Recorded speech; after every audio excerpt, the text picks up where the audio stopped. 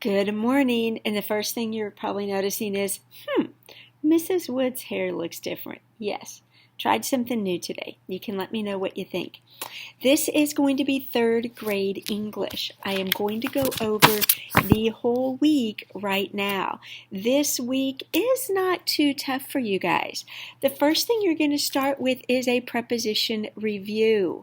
You did not do awesome on the review that we did week before last. So this is your other chance. A couple of reminders. I hope you can see this. It's hard for me to tell. All right. Always look for the prepositional phrase first. You should have your star folder at home. Your star folder will have your list of prepositions in it. Okay? Prepositions show position.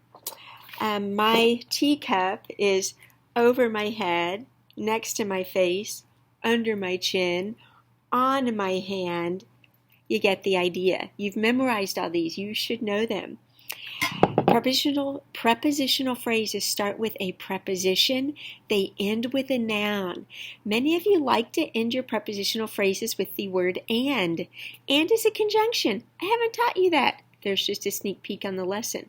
So remember, prepositional phrases start with a preposition, end with a noun. A noun is a person, place, thing, or idea. Okay? Now, once you mark out your prepositional phrases, it is much easier to find your subject and your verb because they will not ever be in your prepositional phrases. That's the magic of prepositional phrases. You know how much I love them. I feel like they're magic. What did I just do with a piece of paper? Oh, here it is. So, prepositional phrase. Subject is what the sentence is about. The verb or predicate is what the subject did. Okay, so that's a review. Do it carefully. Remember, a prepositional phrase can come before, at the beginning of a sentence, in the middle, or at the end. There might be two prepositional phrases next to each other. That's two separate lines. There might not be any prepositional phrases. Okay, boys and girls, I believe in you. Do your best. Take what you know. Now remember on subjects. The subject is what the sentence is about. The who or what. Who or what. Okay, it's the main thing that the sentence is about. It's not any random noun that's left. It's the main noun in the sentence. Okay, the verb, it's what the subject does or is. All right, that is your first assignment. So you might want to stop now, come back later. Okay. Next assignment, we're back in our English workbook. We're going to be working on page 77 and 78. Action verbs. We were just talking about verbs in general on our preposition sheet, weren't we? Let's look at the top of page 77. An action verb. An action verb tells what someone does or what something does. Baseball fans cheer loudly. Cheer tells what the fans are doing. The pitcher throws the ball. Throws tells what the pitcher is doing. Pitcher is the subject. Fans is the subject on the one up above, not baseball. The umpire calls a strike. Calls tells what the umpire is doing. You can ask yourself questions. Let's look at that last one. The umpire calls a strike. Who is this sentence about, or what is it about? It's about the umpire. What does the umpire do in this sentence? He calls. Talk to yourself. Talk through it. Every sentence has a subject part and a predicate part. A noun or pronoun is the main part of the subject. The verb is the main part of the predicate. That little part is all review. We've been talking about that since August, okay? Notice the line between the subject and the predicate parts of this sentence. The baseball fans sang the national anthem at the beginning of the game. It's one of my favorite parts of any sports. It's just that tribute to the great country that we live in. The baseball fans sang the national anthem at the beginning of the part. There is a blue line there, just like we've done from the get-go. when we started in this workbook. It's dividing the subject part from the predicate part. The subject part comes up to the verb and stops. So I know that somewhere in these three words, that baseball fans is my subject. What is that sentence about? It's not about baseball, it's about fans. In this sentence, baseball is used as an adjective. You've got to pay attention to the way the words are used in the sentence, boys and girls, because baseball might be a noun, it might be an adjective. If it was worded right, it could possibly even be used as a verb, so pay attention. Don't make assumptions. Read and think. Read and think. So the predicate or verb part of the sentence starts with the verb and goes all the way to the end of the sentence. Again, that's a review. I'm just reminding you. What do the fans do? I'm asking myself these questions. What do the fans do? They sang. That is your verb. That's your action verb in this case. You've got guided practice. Read the instruction, boys and girls. Don't remember what I'm telling you now. Please read the instructions. Draw a line between the subject part and the predicate part. Underline the verb twice. Now I'm going to tell you, because we've been learning about prepositional phrases in our easy grammar work, the packets I make for you, you are learning that it is much easier to find your subject and verb if you put a line through the prepositional phrase. So please do that. Please put a line through the prepositional phrase. It will help you.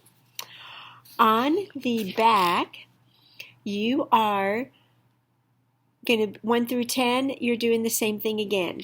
Put a line between the subject and predicate.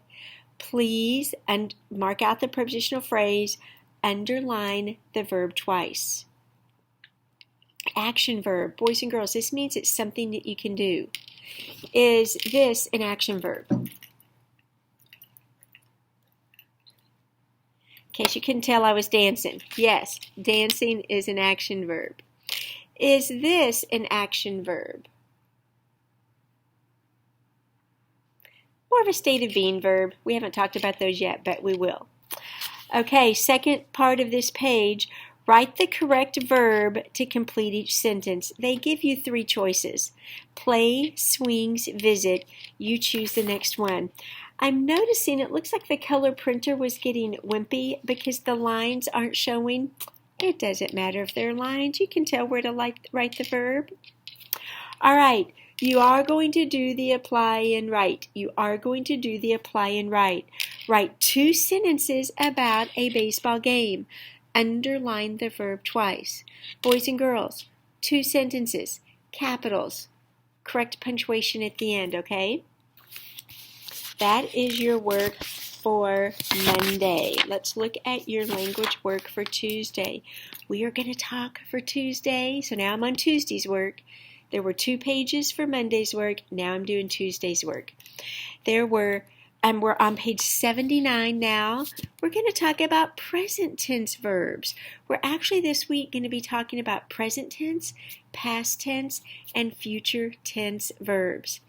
If we look at our, let me take a drink. Doing these all together is kind of a lot, huh?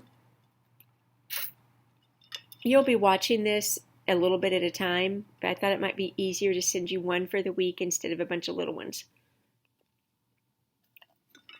All right, action verbs tell what is happening in a sentence. They also tell when the action is taking place, today, yesterday, or tomorrow. The word tense means time. What does tense mean? Say it out loud. Tell me what tense means. Okay, some of you weren't listening. I'm going to say it again. The word tense means time. What does tense mean? Yes, tense means time. Okay, the batter hits the ball. The batters hit the ball. John and Mark hit the ball. All 3 of those sentences using hits and hit are talking about something that is happening now. Let's look at it again. The batter hits the ball when? Now. The batters hit the ball when? Now. John and Mark hit the ball when? Now. Oh, we're going to get into some fun stuff. Are you ready? I am reading straight from page 79, okay? Is the subject singular or plural? Add s or es to the verb when the subject is singular. Add s or es to the verb when the subject is singular. All right, let's look at the second one up there. The batters hit the ball. But that's more than one batter, so don't go to that one yet. The batter hits the ball. One batter hits the ball. We add an S to that verb. Do not add S or ES to the verb when the subject is plural. Now let's read the one I read before. The batters, that's plural, more than one batter, hit the ball. So I'm going to go over that part again. Add S or ES to the verb when the subject is singular. Now let's look underneath it. The fan cheers for his team. The player catches the ball. The subject is singular, so the verb has to have an S or ES. Just think about that for a minute. Even though what I'm telling you might not make sense, the way it sounds makes sense to you. Just now you know there's a reason. There's actually a rule for it. The fan cheers for his team. The player catches the ball. Now let's move over to the side. Do not add S or ES to the verb when the subject is plural. The fans cheer for their team. The players catch the ball. So let's try it adding an S. The fans cheers for their team. That does not sound right, doesn't it? Your ear tells you that it's not correct, even though you didn't know the rule, but now you're going to know the rule. If it's a plural noun, don't put an S on the verb. Now, do you need to remember all of this? No, it's written for you on page 79. Read it. Use it to answer the questions on the page, okay? How do you know when to add S or ES? Aha, we talked about this last week when we talked about plural nouns. If the subject is singular and the verb ends in ch, sh, s, x, or z, add es.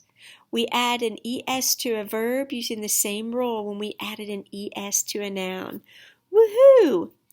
If the subject is singular and the verb ends in y, change it to y and add es. Okay, now right now I want you to hit the pause button on this video. I want you to, on your own, go and reread everything I just said to you out loud. It sounded like a lot. A lot of it you already knew. Your ear tells you. Now you know there are reasons why. Your guided practice. Underline the main word or words of the subject once. Are you reading the instruction, boys and girls? Read the instructions. Underline the correct verb twice. So they want the main verb. Let me grab it. That's a lot of face, isn't it? So let's look at number 1. The Centerville Tigers player plays the Jefferson Bears. Now we need to underline the main words of the subject. It's a proper noun. It's Centerville Tigers. Which is correct? The Centerville Tigers play the Jefferson Bears, or the Centerville Tigers plays the Jefferson Bears? The Centerville Tigers is a plural. It's a group. That tells me I do not add an S. I'm going to underline play twice. Do you guys see that? Let's do one more. Now, because I love prepositional phrases, I'm going to get rid of before the game on number 2. I'm going to underline catcher once, because that's who my sentence is about. The catcher stretches before the game. The S doesn't sound right because it's a CH. It's got to have an ES. So we did the first 2. I did them for you to make sure you're on the right track. Okay? On the back, you're going to do the whole page. Read the instructions carefully. Again, it looks like the lines didn't copy. I'll have to let the office know that it looks like maybe our colored ink is going bye-bye, but that's okay. I just had a really random thought. I am going to stop here after Tuesday's work because I think I can only download to YouTube a video that's about 15 minutes. Hopefully this isn't too long and I don't have to do this all over.